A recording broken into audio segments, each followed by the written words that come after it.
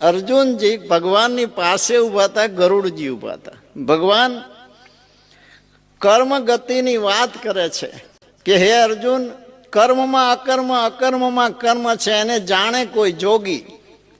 ક્યારેક ક્યારેક મને પણ શુદ્ધિ નથી રહેતી કે જીવની શું દશા થશે. એનો સંશય ગરુડજીને થયો કે પ્રભુ ઉભા રહો, કર્મ બનાવેલા તમારા છે અને તમને જો કર્મનો ખ્યાલ ન રહે તો આ વાત મને ગળે ઉતરતી નથી. ભગવાન સમજી ગયા તો ભગવાને કીધું કે એક કામ કર, તને મારી વાતમાં જો ઘેર ન પડે તો મૃત્યુ લોકમાં તું જા. તું તો ગરુડ છું, તારે તો પાંખું છે.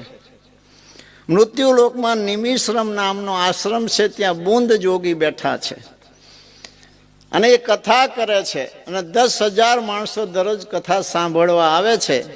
એ ઋષિને પાસે જઈને તું પૂછજે, તને સમાધાન થઈ જાય છે.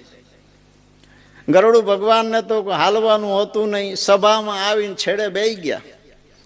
બુંદ ઋષિ મહાદશાની વાત કરતા હતા. 10,000 માણસો શાંતિથી બેઠા હતા. કથા પૂરી થવાનો ટાઈમ અને બુંદ ઋષિએ એક સવાલ કર્યો કે હે ભક્તો, આજ સુધી મારી જિંદગીમાં મેં તમને ખૂબ સત્સંગ સંભળાયો, પણ મારી